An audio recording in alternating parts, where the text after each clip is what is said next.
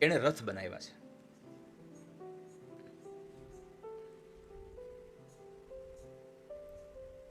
ભગવાનના 3 રથો છે.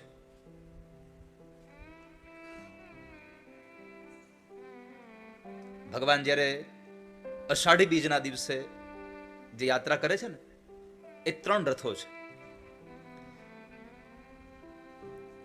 ભગવાન ઠાકોરજીનો જે રથ છે એ 16 હાથ લાંબો છે, પોળો. બલરામજી મહારાજનો રથ છે એ 14 હાથ પોળો છે, અને સુભદ્રાજીનો છે એ 12 હાથ પોળો છે. આ 3 રથ વિશ્વકર્માએ બનાવ્યા છે. પણ એ કેવી રીતે બનાવ્યા એની કથા તો આગળ ના. પણ આ મૂર્તિ કોણે બનાવી,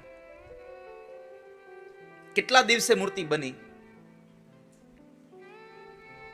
આ મૂર્તિ 15 દિવસે બની છે.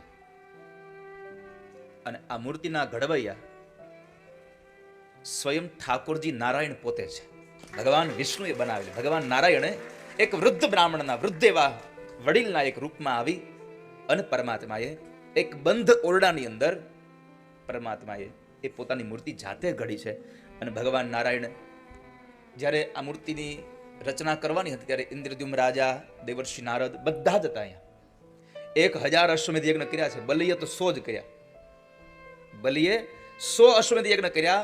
પણ અહીંના એ ઇન્દ્રદ્યુમ્ન નામના રાજાએ 1000 અશ્વમેધ યજ્ઞ કર્યા. 999 અશ્વમેધ યજ્ઞ સમાપન થયા.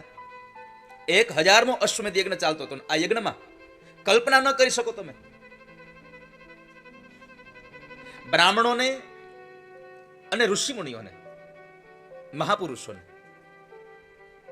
સોનાના પાત્રમાં જમવા આપે.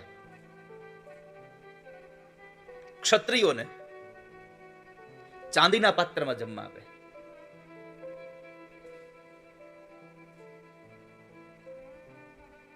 અને જે બ્રાહ્મણોને, જે ક્ષત્રિયોને, વૈશ્યને કાંસ્યમાં, ક્ષત્રિય અને વૈશ્યને બેયને ચાંદીમાં આપે અને શૂદ્રને કાંસ્યમાં આપતા હતા. બ્રાહ્મણો, ક્ષત્રિયો, વૈશ્ય, શૂદ્ર આ બધા જમી લઈને પછી જે પાત્રમાં જમ્યા હોય ને એ પાત્રને જેમ આપણે પેલું ડિસ્પોઝેબલ ડીશ નાખી દઈએ ને એમ પાત્રો નાખી દેવાના, બીજા પાત્રો લાવવાના. આવા લાખો એવા બ્રાહ્મણોને રોજના માટે સોનાના પાત્રમાં જમાડતા હતા.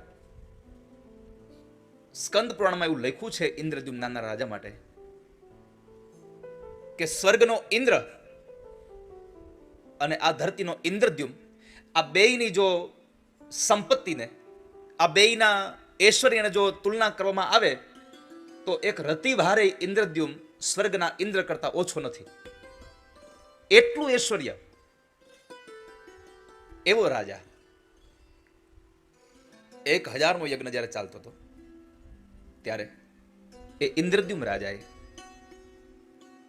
ભગવાનને પ્રાર્થના માટે થઈ એને યજ્ઞના જળનું સ્નાન કરવાનું, જેને અવૃત સ્નાન કહે ને બ્રાહ્મણો, એ યજ્ઞમાં જો એ કેટલો મગ્ન છે પાઠ કરવામાં, કથા સાથે કાંઈ લેવા દે નથી ને. કહેવાનો ભાવ જ્યાં છો ત્યાં રહેવું જોઈએ. અમારું સૂત્ર છે બધા છોકરાને કે તમે જ્યાં છો ત્યાં તમારે રહેવાનું, એ ફરજિયાત છે. યજ્ઞમાં ઓલું સ્નાન કરાવે એને અવૃત સ્નાન કે ભવૃત સ્નાન કે? હે, અવૃત સ્નાન ને? કેમ કે મને પાછું આવું કઈ યાદ રહી નહીં. તો એ સ્નાન માટે જ્યારે એની સમુદ્ર કિનારે ઇન્દ્રદ્યુમ્ન નામના રાજાને જ્યારે બેસાડીને એનું સ્નાન કરાવવાનું હતું, એની વેદી તૈયાર થઈ હતી. પણ ધ્યાનમાં બેઠો. ધ્યાનમાં એટલું બધું અંદર ઉતરતો ગયો કે પરમાત્માએ સ્વપ્નમાં એને દર્શન આપ્યા. ભગવાને પોતાના ઐશ્વર્યના દર્શન કરાવ્યા.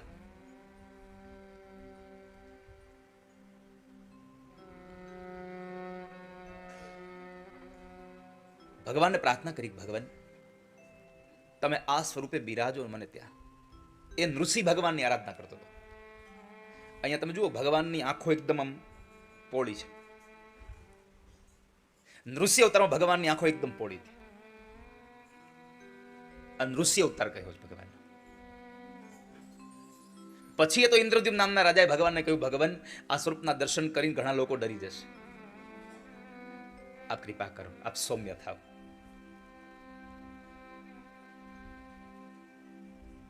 ભગવાનને જ્યારે પ્રાર્થના કરી, ભગવાન આપ પધારો અહીંયા, ત્યારે પરમાત્માએ કહ્યું, તારી ઈચ્છાને સંપન્ન કરીશ, પણ મારી મૂર્તિ દારૂ મૂર્તિ રહેશે. દારૂ કેતા કાષ્ઠ, લાકડું. મારી મૂર્તિ લાકડામાંથી થશે. પણ એ લાકડું કયું? હજી આ બાજુ રાજા ધ્યાનમાં જ ભગવાનને પ્રાર્થના કરતો હતો. એવા સમયે સમુદ્ર કિનારા ઉપર યજ્ઞવેદીઓની જે રક્ષા કરનારા સૈનિકો છે એ દોડતા દોડતા આવીને કહે છે, મહારાજ જલ્દી પધારો. કેમ? તો કહે છે કે સમુદ્રમાં એક વટવૃક્ષ એવું આવ્યું છે, આશ્ચર્ય છે કે આવું વૃક્ષ ક્યારે જોયું નથી. એક વૃક્ષ તણાતું આવતું હતું, અને એ વૃક્ષ એની શાખાઓ પણ એમાં જ પરમાત્માના સ્વરૂપ જેવો ભાસ થઈ રહ્યો હતો.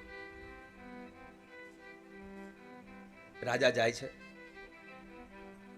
દેવર્ષિ નારદ બધા સાથે હતા. વૃક્ષને જોયું, હવે કરવું શું? ધસમસતા એ દરિયાના પ્રવાહની અંદર એ વૃક્ષ આવી રહ્યું હતું.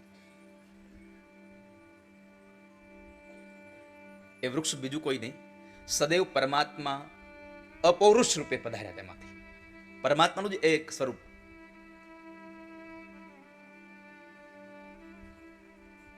નારદજીને પૂછ્યું, ઋષિ મુનિઓ જૈમિન ઋષિ બધા હતા, પ્રશ્ન કર્યો, બાપજી શું કરવાનું? તો કહે છે કે કામ કરો, જ્યાં સુધી કઈ નિર્ણય ના આવે ત્યાં સુધી આ વૃક્ષને આજ તારી વેદી ઉપર પ્રસ્થાપિત કરી દે. વેદી ઉપર એ વૃક્ષને પ્રસ્થાપિત કરવામાં આવ્યું, સ્તુતિ કરવામાં આવી, ભગવાનની પ્રાર્થના થઈ. વિચાર આવ્યો, ભગવાને કહ્યું આમાંથી જ મૂર્તિ બનાવવાની છે. નક્કી થઈ ગયું, આમાંથી જ મૂર્તિ બનાવવાની. મૂર્તિ બનાવવાની વાત નક્કી થઈ, પણ હવે મૂર્તિ બનાવવી કેવી? બનાવે કોણ? કોણ બનાવશે આ મૂર્તિ? બધાને ચિંતા હતી. અને ત્યારે આકાશવાણી થઈ કે ચિંતા ન કરશો, તમારી વચ્ચે રહેલો એક રાહબર, એક વૃદ્ધ માણસ આ મૂર્તિનું નિર્માણ કરશે. આ વેદીની ચારેય દિશાઓને તમે આચ્છાદિત કરી દો, એટલે કે એને બંધ કરી દો. અને ખાસ ધ્યાન રહે, આ મૂર્તિ વખતે ભગવાન નારાયણે આકાશવાણી દ્વારા જે કહ્યું એ સ્કંદ પુરાણમાં લખ્યું છે કે આ મૂર્તિ જ્યારે બને ત્યારે 15 દિવસ બનતા વાર લાગશે. મૂર્તિને બનાવતા 15 દિવસ થશે, અને જ્યાં સુધી મૂર્તિ બને ત્યાં સુધી આપ સૌ લોકો બહાર એટલા બધા વાજિંત્રો વગાડો, એટલા બધા ગીત ગાઓ કે મૂર્તિને ટાંકવાનો અવાજ બહાર ન આવવો જોઈએ. મૂર્તિને ટાંકવાનો અવાજ બહાર ના આવવો જોઈએ. કેમ? તો કહે છે કે મૂર્તિના ટાંકણાનો અવાજ જેટલા લોકોના કાનમાં પડશે એ બધા જ બેરા થઈ જશે. બીજું, કોઈ પણ માણસ આ મૂર્તિને જોવાની જરાય પણ અપેક્ષા ન રાખે જ્યાં સુધી બને છે ત્યાં સુધી. જેને મેં નિમિત્ત બનાવ્યો છે એ જ માણસ ખાલી મૂર્તિ બનાવવા માટે મૂર્તિને જોવે, બાકી કોઈ માણસ આ મૂર્તિને જોવે નહીં. જો કોઈ માણસ આ મૂર્તિને જોશે તો સદૈવને માટે અંધાપો પામશે. એટલે તો મૂર્તિ બહુ ઓછી બનતી હોય ત્યારે લોકોને ઓછા જવા દે છે. મૂર્તિ હંમેશા ભીતરમાં બનતી હોય. તમે જોજો, મૂર્તિનો ઓર્ડર આપો, તમે જાઓ ત્યાર પછી એ તમારી નજર સામે કામ નહીં કરે. જે મૂર્તિમાં પ્રાણ પૂરવાનો છે એ મૂર્તિમાં તમને ક્યારેય સામે, એ તમારી સામે કામ નહીં કરે.